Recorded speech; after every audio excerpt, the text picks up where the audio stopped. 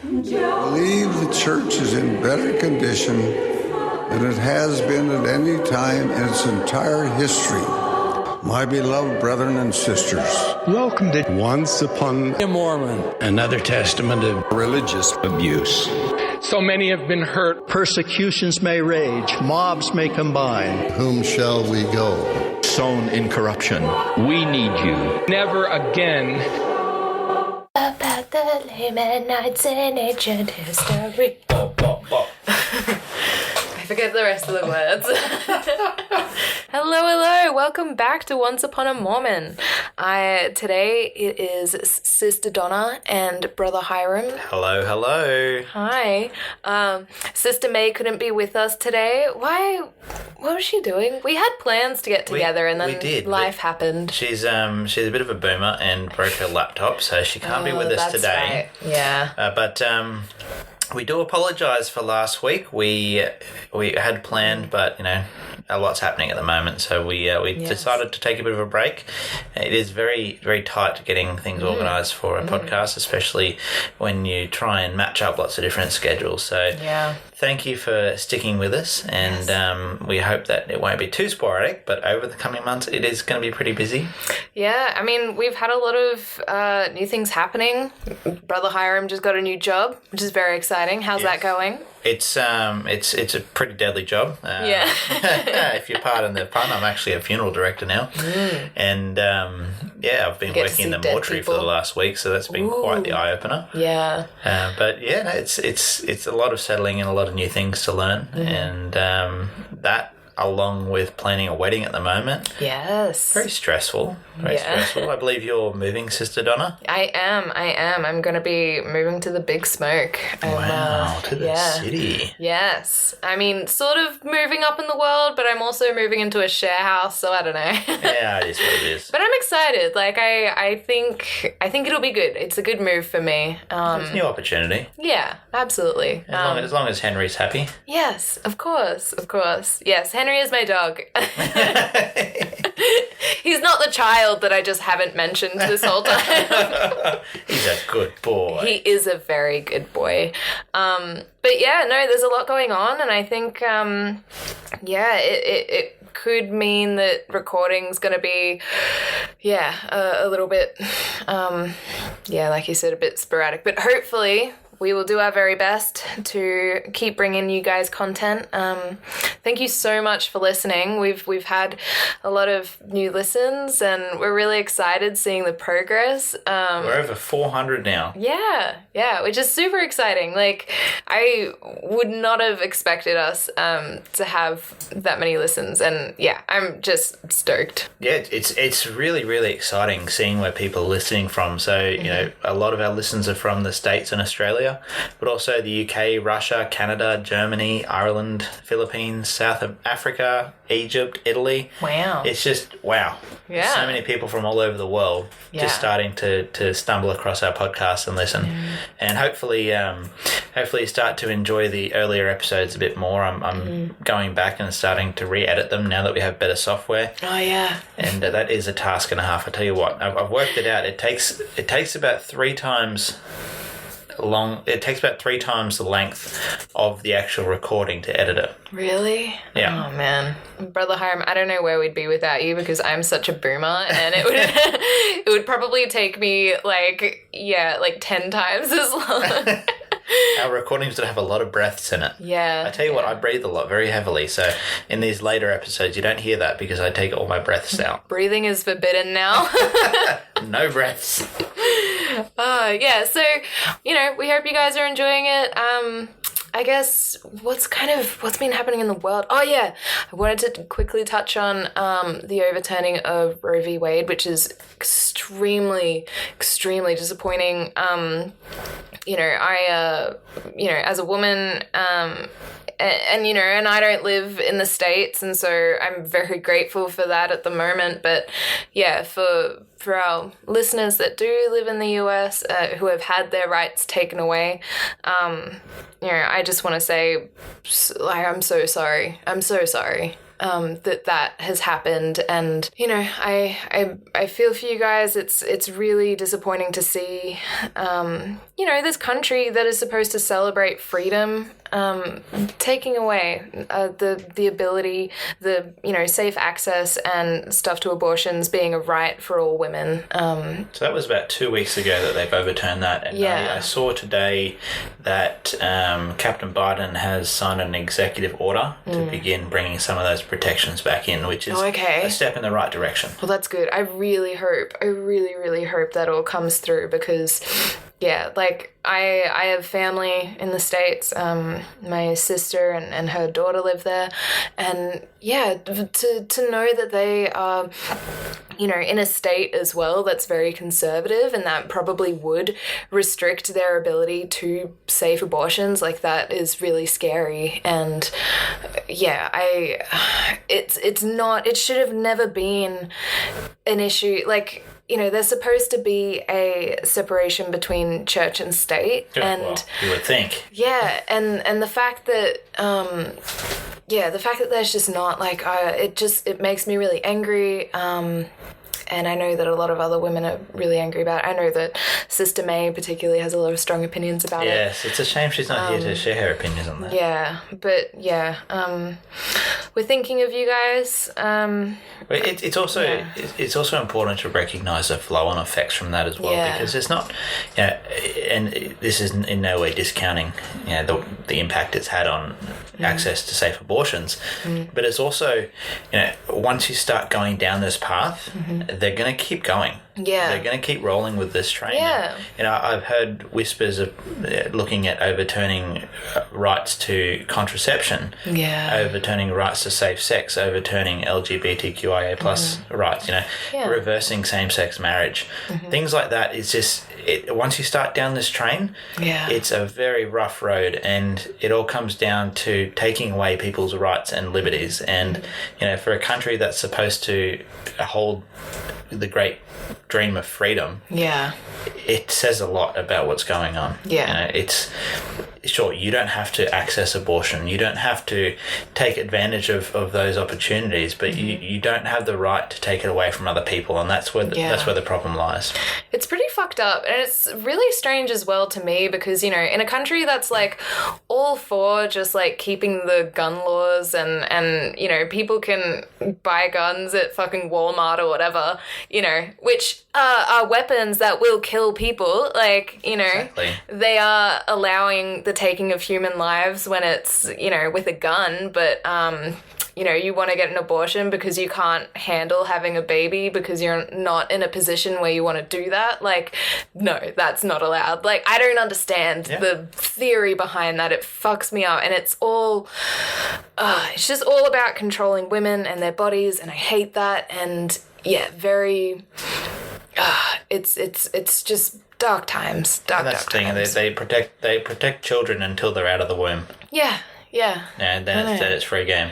It's just like, ridiculous. Don't get me wrong. Like, I'm pro-gun. I think, you know, having safe, legal, reasonable access to firearms for sport and enjoyment, I think that's awesome. But why does a 17-year-old need to walk down the street with an automatic rifle? Like, it's not necessary. An assault weapon doesn't need to be in the hands of everyday civilians. No, not at all.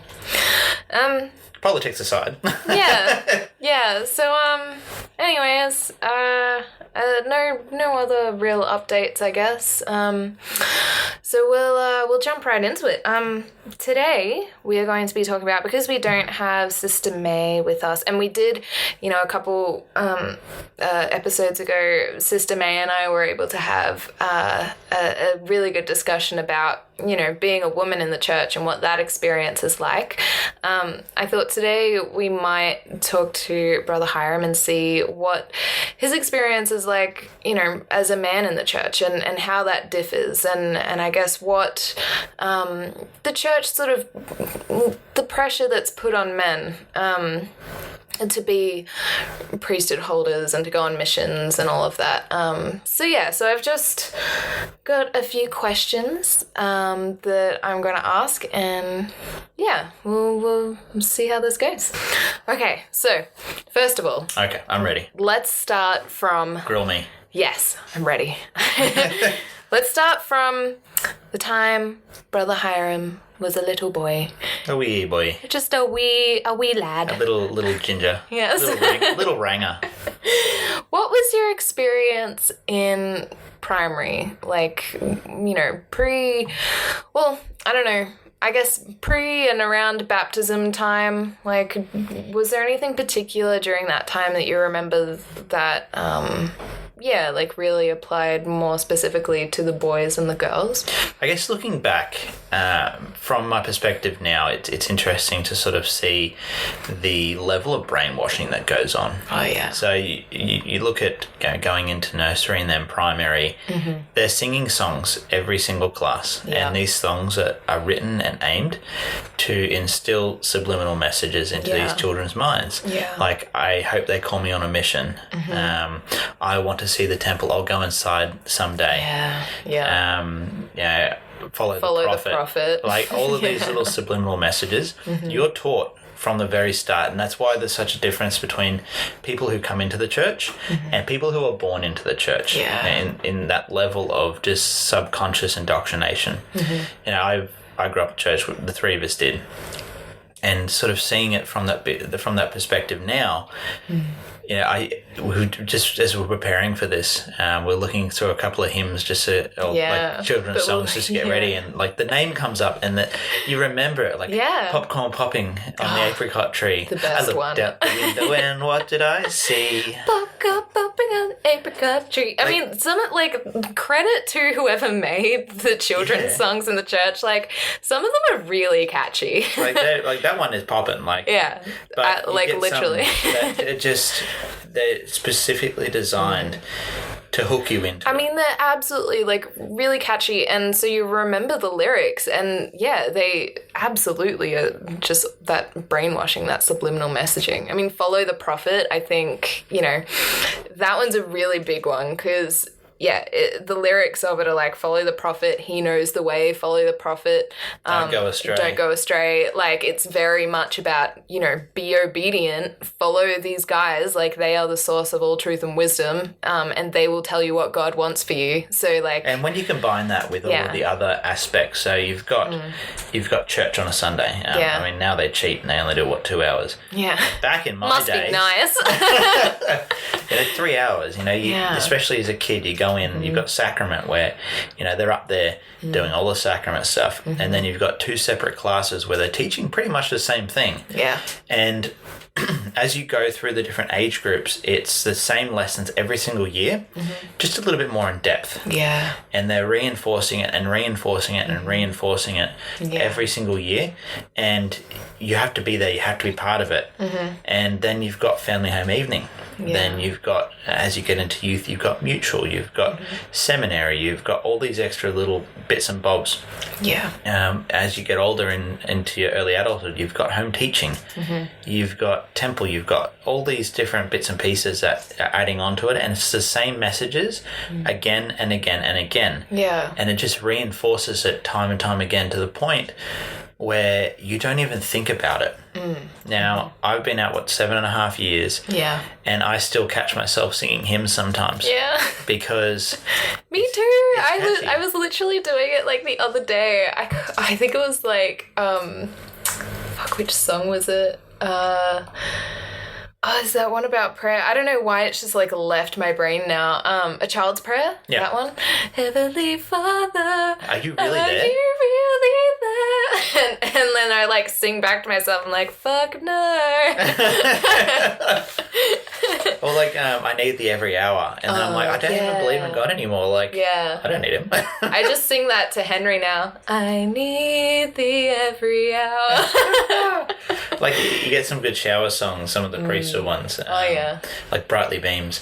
And and they're really easy to sing for anyone. Like, I'm not a great singer. Like, I sing a lot, but I'm not a great singer. And so it's easy to hit some of those notes. But regardless, like, I still see how much that sticks with me. Yeah. Just years later. Yeah. Not even thinking about it. It's just stuff that I've sung and grown up my whole life. Yeah. And it's been there. It's just back in, you know, in your brain, in the Mormon archives. Like, it's just... The Mormon archives. Yeah.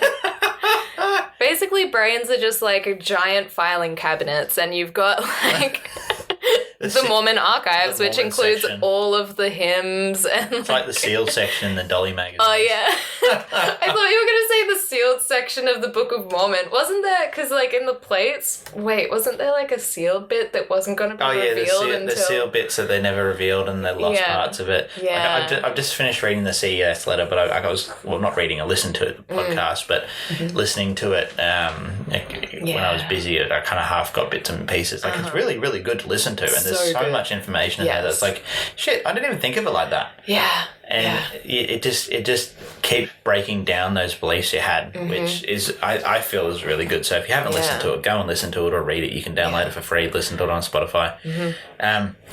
The CES letter, it gives a lot of that information. Yeah. So, as I break down my own faith still to this day, I think about the things that I've learned. So in my job now, I come across people of all faiths.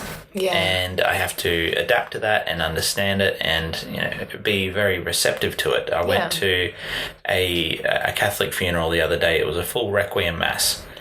And boy, was that intense. Yeah. Like, there's a lot to it. Yeah. And, just being like, okay, well, I get it. I can appreciate what they're doing, but at the same time, I don't believe in it. That's okay. I'll still do it. That's part of my job. I signed up for this. But yeah, it's just throughout the years, there's this brainwashing and this manipulation and this coercion, because they take advantage of people's natural need to believe in something higher, because it draws away from your own inner strength. Yeah. When you look at men in the church, which is what we're talking about today, men have always been the dominant side of things in modern society and in ancient society, and men have been the ones to hold the power, hold the authority, hold the keys, and in many ways control women. From the dawn of religion, it's been aimed at controlling women. Adam was meant to be the one to control Eve, and Eve was just had to do what she was told. Eve was the one who fucked up and ate the apple. God damn it, Eve. Yeah. Like that's a whole other subject, because why would he put it there when he knew it was going to happen, and he knew it was going to happen anyway, and he still put it there. She was set up. Like, she was set up to fail. She was absolutely set up, and now she's getting blamed for this bullshit. But even so then, it's a man's world, and that's the problem. You look at pay gaps and gender inequality in the workplace. Why should men get paid more for the same job? Well, because they're the breadwinners. Women shouldn't even need to be working. Right? I have noticed this trend though, is that women tend to go for lower paid jobs, like female doctor and female politician, whereas they could just go for politician. I mean, maybe.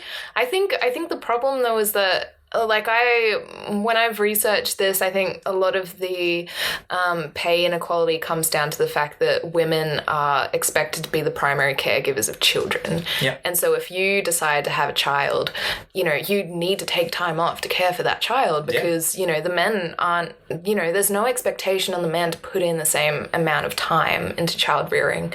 And because of that, women are delayed and, they miss out on opportunities because they're not in the workplace. And so they don't get those promotions, and they don't get that, extra experience that the men are able to have. So I think that's a big part of it. And then of course, then there's actual sex discrimination as well. Yeah. Even though there are laws that, ban it, it still absolutely happens. But yeah. So anyway, so that's the gist of it, is that men are set up to have this patriarchal society. Yes. And religion feeds into that, because men are the ones that officiate, that hold the power, that hold the authority. Yeah. And it's just a sexist society and a sexist drive towards that control of women, which goes back to that Roe and Wade overturning. It's all about controlling women's bodies and their rights. Yes. No, it's I think the patriarchy in the church is they're not at all subtle about it at all. They don't have to be, because they have that control to start with. And because they say that their role is God given. And that's the thing. They can put everything back to God. They don't have to take any personal responsibility for their bullshit because they're just like, well, God designed it this way and we're just following him. And that's the key point. Like they don't have to take it on board themselves because they're just like, if you look in the scriptures, this is what it says. So we're going to follow that. Yeah. There's no questioning it because there's nobody there to question. There's nobody there to ask. There's nobody to prove it. Yeah.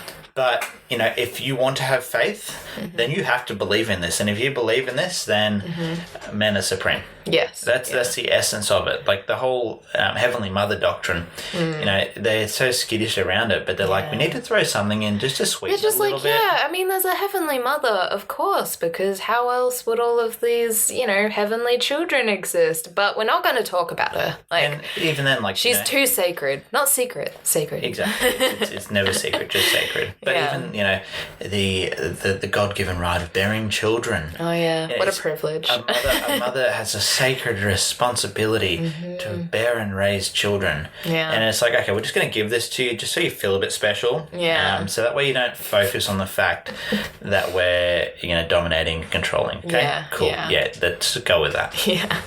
So I guess, in your experience as a child, when did you sort of, was there any point where you sort of can recall starting to see that messaging or were there any times in primary, any specific lessons or primary activities or songs or anything that kind of reinforced that whole idea of you're a boy and soon you'll eventually be a man and that means that you're going to have all of these extra responsibilities and the priesthood and all that? Do you remember anything like that? Well, so this is a point. Is that for me, I am a white male. Yeah. And so the privilege is real. The privilege is most definitely real. I didn't recognize it until I'd been with my current partner for a little bit. Yeah. I didn't recognize that privilege. I didn't understand it because he's half Islander. Yeah. And so he gets racially profiled.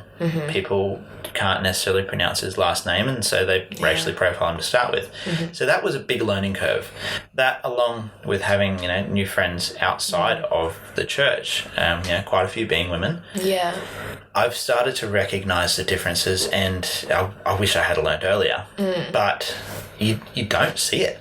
Yeah. As a man growing up in the church, it's all you know. You're taught that this is what's right and this is what's accepted and this is what happens. Yeah. And it's not until after you get out and get into the world and start seeing that, shit, I have this privilege. I never had to go through any of that. I never had to deal with that. Yeah. I have no fears walking home alone at night. I don't have to have someone wait outside the bathroom for me just to make sure.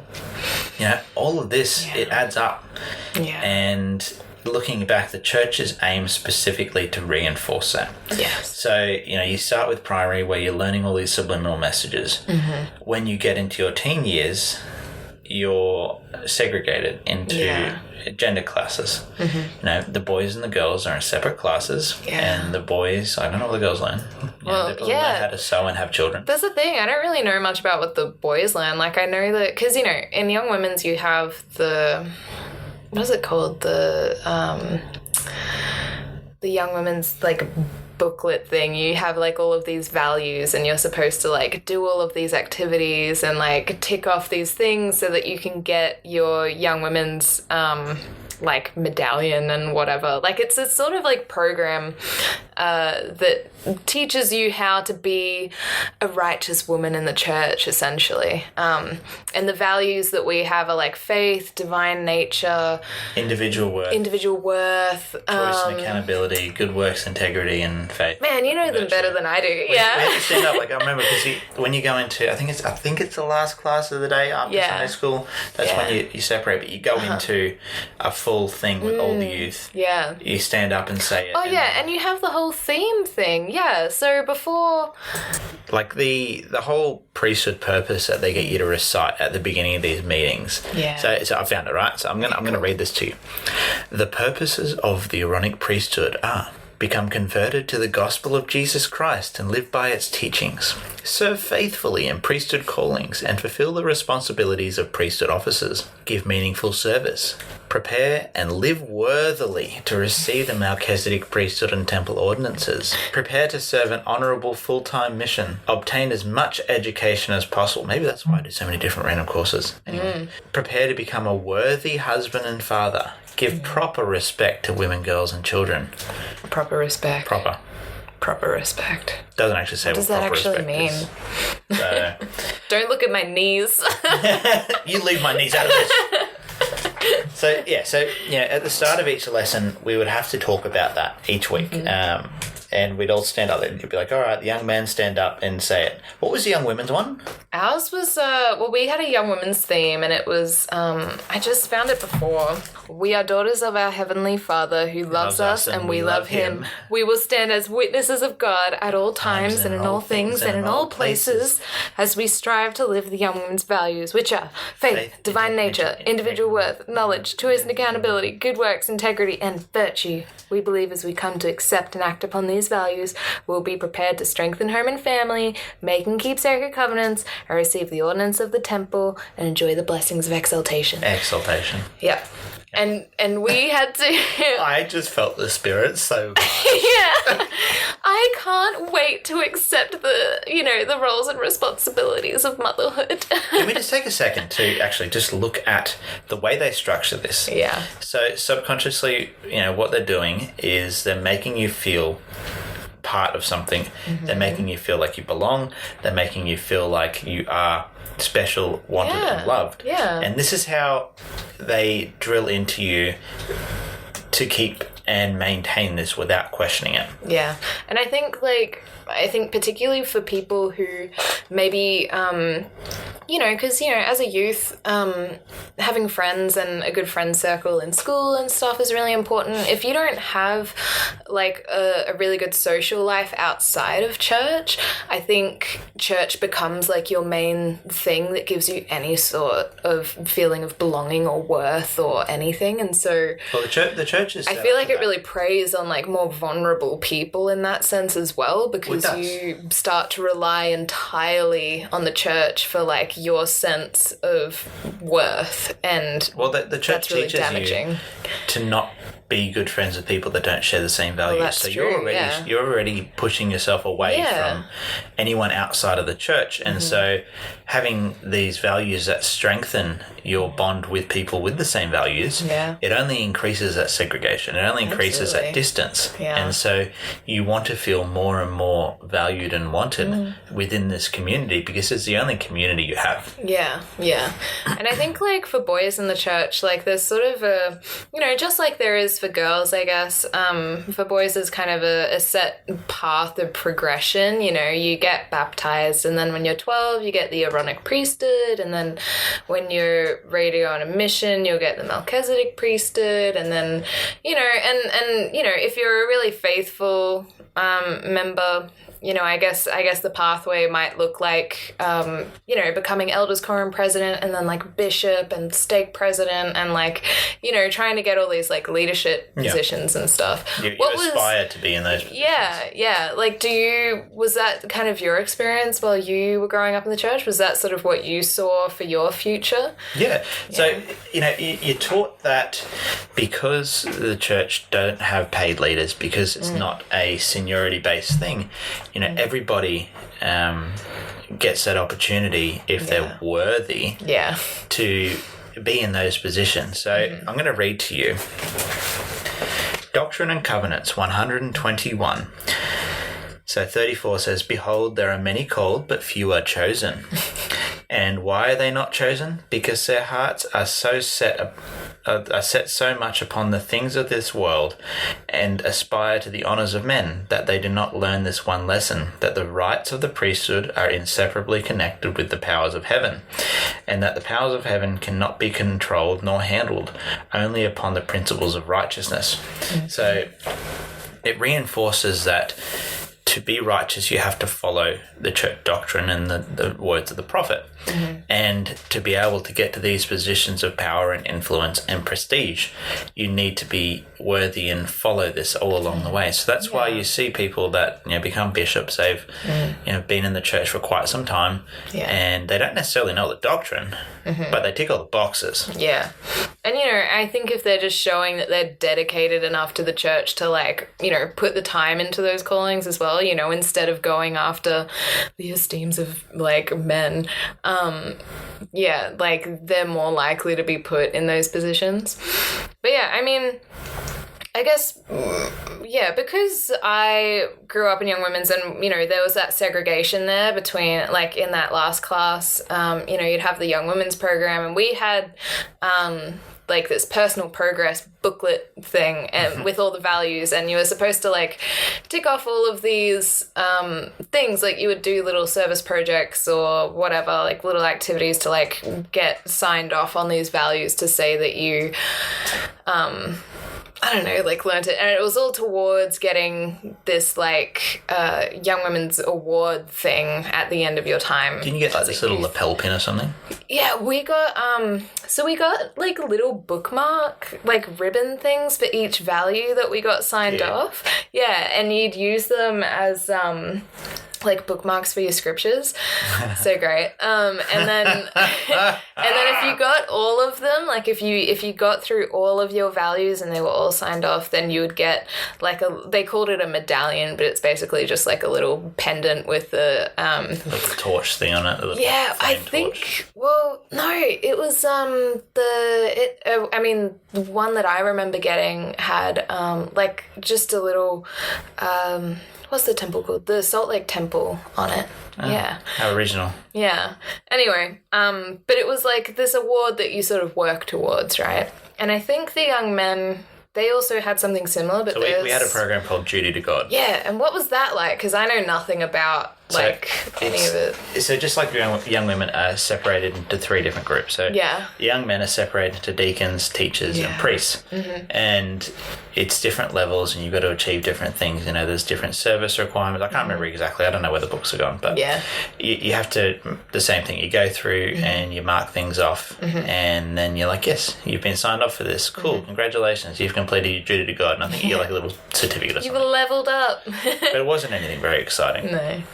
But that was one of the things you had to do, is you had to go through that, reinforce all these different values, and you keep working towards completing that. I do think it's interesting to me that for the girls, it was all about personal progress. It's just we'll give you something to do. You can work on yourself personally, whatever. But for the boys, it's this is your fucking duty to God. You must do this. You got to get in line and you got to do this. Otherwise, you're not going to be able to get your priesthood and stuff. Was there, do you think there was a lot of pressure because of that? 100%. So the pressure is very real in the Young Men program, is that you have to conform to everything. Going from interviews with the bishop to with your priesthood leaders, and you have one-on-ones with your priesthood leaders, and you're constantly being checked and reviewed to see if you're fulfilling your priesthood duties. You have to go out and do these things. You've got to go home teaching, you've got to collect fast offering, you've got to do the don't even get me started on the sacrament. Oh my God. What was that like, having to pass the sacrament and do the prayers? Oh my God. So this also gets back to worthiness as well. So you can't pass the sacrament if you're not worthy. And so if for those who don't really know about the sacrament, passing the sacrament, so it's like communion. In the Catholic Church, you're essentially partaking of the representation of the blood and body of Christ. And so in the Mormon Church, they don't do wine, unfortunately. You have a little shot of water. I might have stayed longer if there were wine involved. But you get your little shot glass of water, little plastic shot glass of water in this tray, and you got these dirty teenagers, pulling apart bread and squashing it into pulp.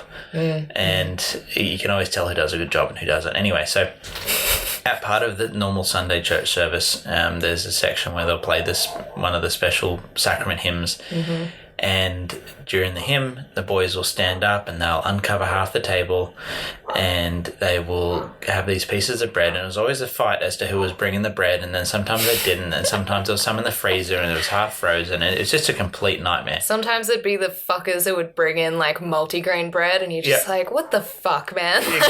Exactly. And so you couldn't even bring in white bread. What is this? And then every now and then someone just wouldn't turn up with it. And so they had to go to the shop and get it. On the Sabbath? Yeah. It's so funny, the politics, and it's like, look, we have to weigh up the good and the bad. You know, it's better for people to have the sacrament. It's better for one person to go to shops on Sunday than for a nation to dwindle in unbelief. But that's it. That's exactly right. And so anyway, you got these kids up there. So the people that can officiate the sacrament, they are the priests. So they're 16 to 18 years old, 16 and older can do that. And so they stand up while the song's being played and they're breaking this bread, and you got to hope that you get a good long song so you got time to do it. So the water has already been prepared, and that's in little trays, and you got to make sure you have enough. Why can't the bread just be prepared ahead of time? I think it's just the symbolism. They're just real big on that. So after that they have this special prayer. So and you've got to take this in context. These prayers have to be like exactly perfect. Like if you get one word wrong or it's sort of mispronounced, you have to do the whole thing over again. Because God really values exactness and he doesn't accept mistakes. And he doesn't like rote prayers except when it's okay. Yeah. And he does like it. Yeah. So anyway, that's another time. So these young men are up there in front of this whole congregation, and there's this little speaker on the side of the table, and it's got a flip down metal plate, and when it flipped down it turns the speaker on, right? So they kneel down next to the speaker and they have a little card. And so this is the prayer for the bread. O God, the eternal Father, we ask thee in the name of thy Son Jesus Christ to bless and sanctify this bread to the souls of all those who partake of it, that they may eat in remembrance of the body of thy Son, and witness unto thee, O God, the eternal Father, that they are willing to take upon them the name of thy Son, and always remember him and keep his commandments which he has given them, that they may always have his Spirit to be with them. Amen. And then the bishop gives the nod of approval. And if there's one word wrong or mispronounced, they've got to do the whole thing again. So keep in mind that the whole place is silent. Everybody's just sitting there with their head bowed and eyes closed, whatever, just waiting for this. And so absolute pressure. I wouldn't say no pressure. It's like all of the pressure. This is the most stressful thing that the young men do. How many times, do you remember, have you ever been, sitting in sacrament and they've had to repeat the prayer, more than 3 times? Yes, 100%. It's literally the worst, and you feel so bad for the poor guy up there who's trying to get it word perfect. Eventually they just give up and someone else does it. Yeah, and, the bishop will come over and do it instead, and you're just like, oh, no. So that is, it's just really, really awkward. And then you get these deacons that come up, deacons and teachers, mainly deacons, because they want them to do it young. So you get these little 12-ies come up, and they have to do it in a specific order, and they've got the front 2 pews are for them, and then they file in. The first row steps forward, grabs their trays, and then files out to go down one side. And the second lot step forward, grab their trays, and file out to go the other side. And so what they do is they do crisscross, and so you got short pew on each side, and then the big long pews in the middle. And so you get one person that will go up along the short pews from the front, one person will start from the back, and they meet in the middle. Same on both sides. It just reminds me of, how in football games and whatever, they have the coach and he's drawing up the game plan on the board where each player is going to go. Is that what you guys have to do? You have to, when you learn how to do it, you do some priesthood lessons on it. Wow. And you sort of learn how to do it logistically. And sometimes the boys still fuck up. Well, because you're supposed to, when you do the middle middle section, you're working with someone else. So two start at the back, two start at the front. Yeah. And you like, this person will pass the first row as they go past, and then they'll give it to the second row, and they pass it to the other end where the other person grabs it and then skips a row, and they just keep, doing every second row.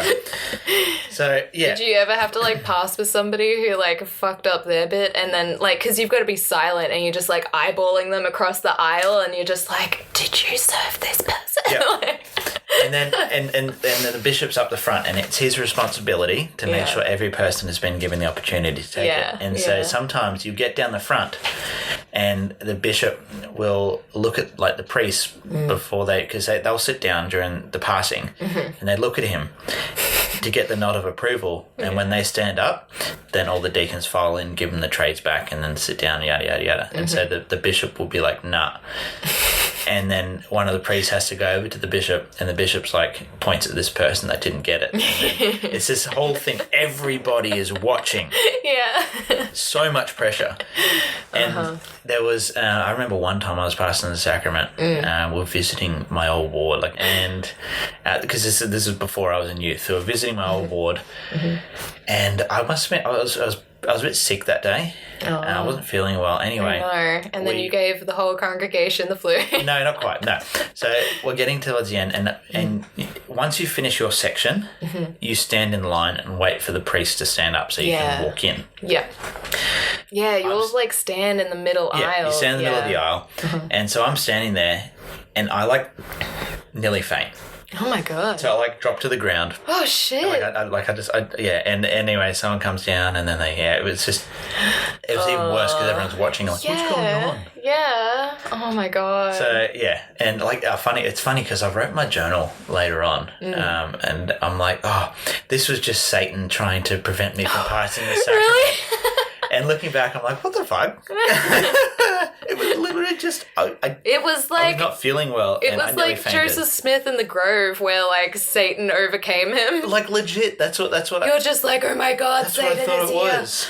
Oh, I'm like, he's just trying to prevent me, and I'm like, no, he wasn't. Did you feel like you're like, oh shit, man? I bet it's because I watched that porno the other day. Fuck, like. Well, no, this is the thing, right? Okay. So if you're not worthy, you can't pass the sacrament, and so this is especially when you're in a smaller ward and you're stretched for young men.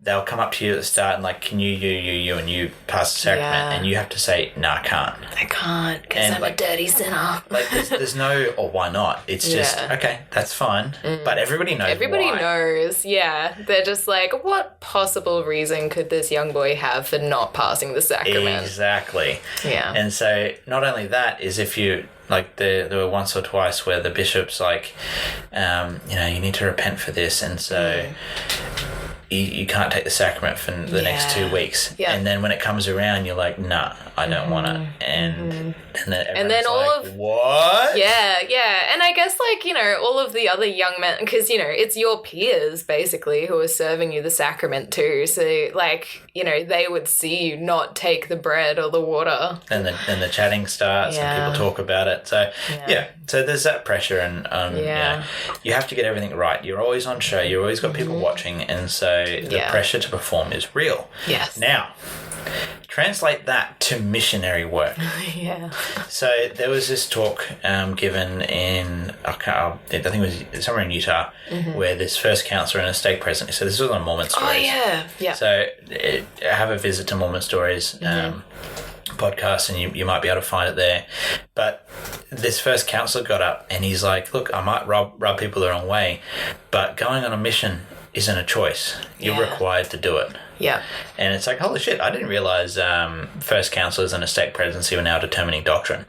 But regardless, these are some of the teachings, and because everything is left to interpretation, so the teachers are given manuals for all the different classes. They're just random people in the congregation, like, okay, you're going to teach the young men for this period of time. And they're given these manuals with the guidelines. But that's what they are, the guidelines. Yeah. And then it's up to you to prepare a lesson that week. So you have to learn how to teach kids. Yeah. You have to prepare a lesson and deliver this doctrine And so it is up to interpretation. You put your spin on it. Yeah. And then, especially when they're vulnerable youth and teens, they're taking your word for it because they don't know any different. Yeah. And so you're leaving an impression on these young kids. And I remember when I was in the branch that I was in, there was this one guy that he's very Mormon, and he's like a deep Mormon where he has all these conspiracy theories. Like a Utah Mormon? Kind of. He has all these deep conspiracy theories within the church, and he's like, "Oh, this is where the Lamanites came from, and they traveled on this, and this is and like that type of Mormon." Yeah. And so, he's telling you all these random deep doctrinal stories that make no sense, but you're taking his word for it because it's like, oh, he must know because he's a teacher and he's been called of God. Yeah. And so this is what happens throughout the church, especially when it comes to the priesthood, is you have to be worthy for the priesthood. You have to be prepared to serve a mission. You're called to serve. And all these primary songs throughout the years, they're focused at called to serve. I mean, my understanding, like, growing up in the church, and even now, like, when people have asked me about, like, people who go on missions and stuff, and they're just like, why do they do it? And I'm like, the boys have to. Like, they're literally, my understanding while I was growing up was that, women could go on a mission if they want to. Like, if you don't get married and, you feel like you can add to the work, like, sure, you can go serve a mission if you want, but there's no pressure to. It's kind of like, only if you feel like it.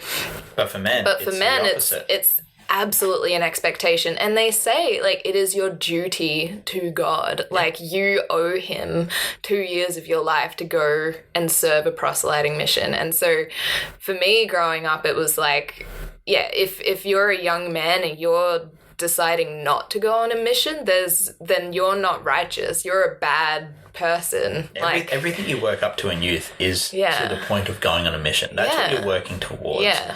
Because becoming a loving husband and father, that just comes because they don't really deal with that. It's like that'll come naturally to you. You'll work that out. Yeah. But you're preparing to serve a mission because that is the most important thing. And after that, you can figure out the rest. Yeah. And for me, like, the young women were always taught, when you do start dating and stuff, and looking for a husband, you want to find someone who's a returned missionary. Like, you want to find somebody who has fulfilled all of their priesthood responsibilities and obligations. So for me, that was really important, and I decided, and I think it's even in my patriarchal blessing as well about marrying a returned missionary. So it was, there's pressure, I think, on the boys, not from just the perspective of, their leaders telling them that they should go on a mission, but also, like, eventually when you want to date and find a wife, like, if you want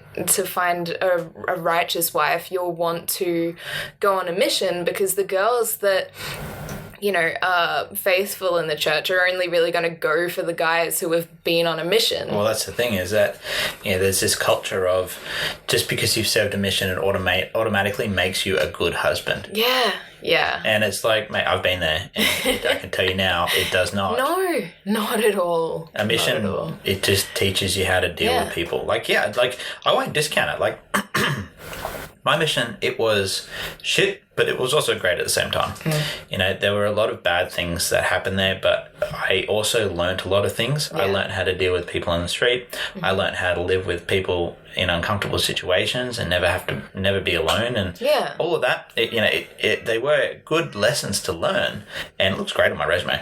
But at the same time, there was so many bad things that happened on my mission that I still have to deal with on a day-to-day. There's so much trauma and hurt involved in it that it takes a very long time to deal with that now that I'm out of the church. But if I'm in the church, I can wear that as a badge of honor and say, I did this. Whereas they use these lessons that, like, Brigham Young used to trek through the snow and went to England and yada, yada, yada, yada, yada, all this bullshit. And we're just asking you to go for 2 years, so what are you complaining about? Exactly. It's not a big deal, guys. Like, just pick up your entire life. Don't talk to your family for basically that whole time. Although they can now. And have no privacy. Well, yeah. Missionaries these days. Back in my days. Back in my day. Yeah. But then, and that's it. It's the pressure is there to go on a mission, and even just the background pressure of you always have to be worthy because someone might ask you to give a blessing when you have the Melchizedek priesthood. Yeah. So you can get the Melchizedek priesthood without having to go through the temple, and as soon as you have the Melchizedek priesthood, you can then give blessings and do all these rituals and things like that. Yeah.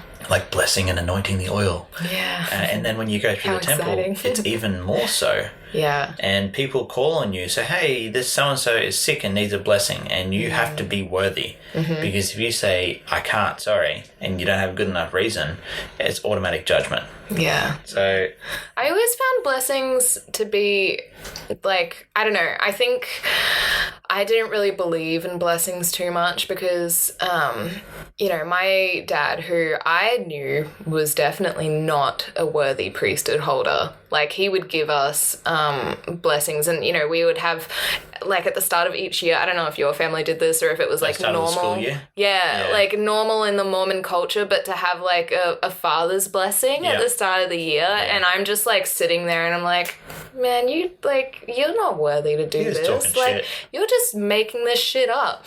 And like... So it always kind of made me, I think, just a little bit skeptical of blessings in general. But, while you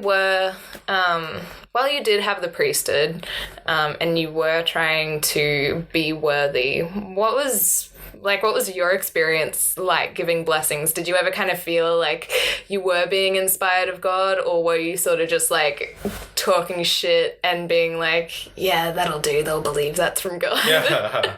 It was, and this is the thing, you never really taught how to, it's just more so you just have to rely on the Spirit. It'll prompt you to say what you need to say. Yeah. So essentially what you're saying is you need to rely on your psychic intuition. Yes. And know what to say at the right time. Yeah. So that's how I liken it when it comes to like where I'm at now, learning to develop my psychic intuition. It's I kind of use that as an example to myself. Yeah. So you kind of just, this is what's wrong with the person. I need a blessing. I'm not feeling well, because people automatically trust you because you're a priesthood holder and you give them a blessing, no matter who you are or what you do, what you've done. They're just like, oh, I'm going to be vulnerable with you. And so you're just saying stuff and being like, all right, I'm just going to trust that the Spirit's going to tell me what I need to say. Yeah. And you're just saying what comes to mind. And some blessings, depending who it is, they sound really prophetic and great. And some people, it's just like, right, okay, sure. I remember getting blessings from my ex-husband, and like half the time I was just like, man, is that fucking it? I thought like God was going to tell me something more important. Yeah. But I think also like, yeah, to me blessings always seemed like a token thing just to comfort people a lot of the time. Yeah. Like my mum would always get blessings, and she would constantly be like asking the missionaries to come over to give her a blessing for whatever, and I'm just like, man, they're not telling, like, you're able to pray and God is supposed to be able to like hear and answer your prayers, so why the fuck do you need a man to come in and like bless you for those same like questions and things that you have? Like, it didn't really make sense to me. Exactly. It's just, but because the men have the priesthood, like that power holds more weight than a righteous woman's prayer. Like, and that's it. I guess to, we said we're going to have a short episode, but we haven't. Anyway. Oh, no. I guess to summarize my point is that the priesthood is the key to this. Yeah. Growing up, you have this consistent and constant pressure of you must become a worthy priesthood holder. Yes. And you must be prepared to do that. You're expected to know what you're talking about, you're expected to understand what you're talking about, and you're expected to execute your covenants in a worthy and efficient manner. Yeah. And you're always on show, you're always being judged, you're always being watched. And if you don't perform, then you are shunned and you're made to feel not good enough and not worthy. And that does a lot of damage to people. Absolutely, it does. And it really makes me feel for the people who come home early on their missions as well. Like, well, I came home early, and that was that was one of the turning points in my church career. My church career. Church career, yeah. My Mormon career. Yeah. Like, because, I mean, that thing you were talking about from Mormon Stories, like, he was saying that it's something like one-third of people coming home early. come home. Like, and I completely get it, because it's like, yeah, it can be a really traumatizing experience for people, and really has negative effects on their mental health in a lot of situations. And for, you know, my ex-husband, for his brother, for you, obviously, like, there's so many people that I know that have had to come home early from their missions, because, like, it's just, yeah, it's not possible for them to continue on. And but they come back, and, you know, people they're not outright in saying, oh, you know, you obviously weren't faithful enough or whatever, like it's all very passive. It's just like, you know, you can see that people think less of them, like they gave up, like they weren't faithful enough, and if they'd just, you know, relied more on God and been more righteous, they would have been fine, they would have gotten through it.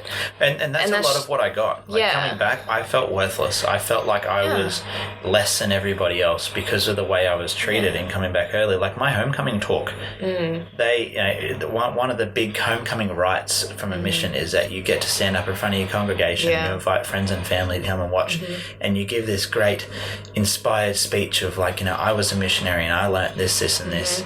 They forgot that I came home, and they forgot to schedule it in, and so rude. It was so much so, like, I had received a calling to be the executive secretary, so I was literally working alongside the people that schedule these, and they still forgot it. And eventually they're like, oh, we forgot it, do you want to do it, like, next Sunday, because this person's pulled out of their talk? Oh, really? They're just like, oh, so the person who was supposed to talk can't do it. So do you want to do your homecoming talk now? That's it. That's oh my what it was. God. And I'm like, I guess so. That's fine. Shit. And so, I like that, and a combination of other things, like I've spoken about in past episodes. Have eventually drove me to leave the church. And it's just, you're less than a member when you come home early, and it's more so. Well, you haven't not going at all. You haven't fulfilled your duty to God. I mean, not fully, right? Like that's that's how they see it. Are treated better than people that come home early. Oh yeah.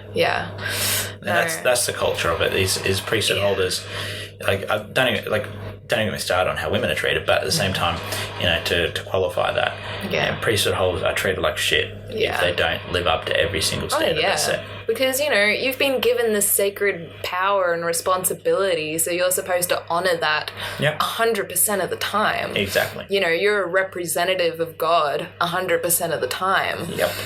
And like that's a massive amount of pressure. I think as well, something that I just thought about too, like, because there is this expectation that men have to go on a mission because it is their duty to God, I think it also is unfair to the people who really should not go on missions at all. Like, so I have a younger brother, and he has got a lot of learning delays and stuff. So he's not very good at communicating, really, really poor social skills. And I think, you know, he would not be okay as a missionary. Like, he would not be able to teach effectively. And I think that he would definitely, like, I guess depending on where he would serve, he would be putting himself in a lot of danger, I reckon. It sounds like it would cause more harm than good for him. Absolutely. But, you know, my mother, because he's, you know, it's still his duty to God to go on a mission, she's still trying to prepare him and get him ready for that. So she is putting away money to help him save up for it.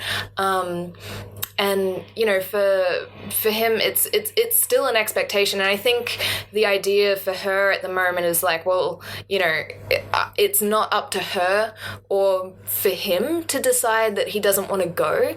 It's up to the bishop. Like, so when he goes through the application process, it'll be up to some higher priesthood power to say, no, we don't think you can go on a mission. Well, it's all good and well for her to be like, I'm going to do everything I can to make sure that I'm a great mother and I'm, a worthy member, and I'm getting my children to go. And if the bishop says he can't, that's fine. It's not on me then. Yeah, but I mean, it kind of sucks because, my brother is still having all of this pressure put on him to do everything he can to prepare for a mission, and this money that's being put away, for him to go on a mission, like, he's probably not going to even end up going on. I'm just like, it just seems very wasteful to me because I'm like, like my mum struggles a lot financially and she could be using that money to help, fix up her car or do this and that, but instead she's like, no, like, I've got to make sure that Sam, like, is still, on the right path and is preparing for the mission, and, if he's not allowed to go, that won't be a decision that,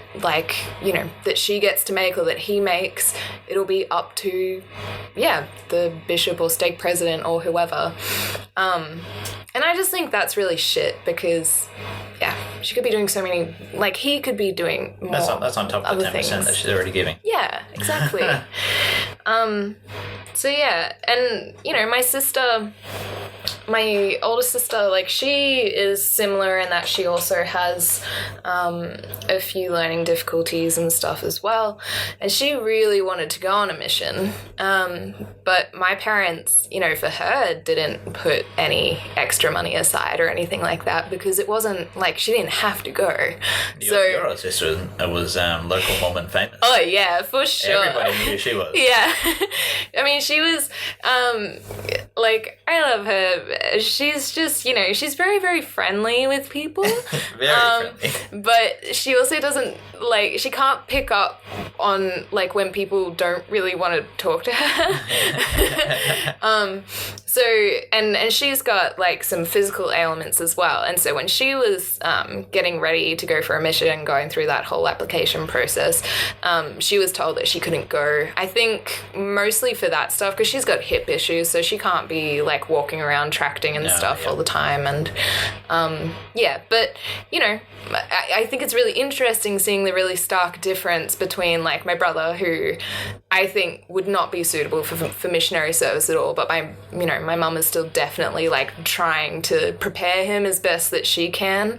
And my sister, same kind of situation because she's a girl, and it's not her duty. My mum didn't feel any need to, help get her prepared or anything like that. So I can definitely, like, when it comes to going on a mission, there's, very big difference there between girls and boys. Yeah. Oh, you heard it first. Yeah. Jeez. Anyway, we should probably wrap this up because it's going to take me 3 hours to edit this. Sorry.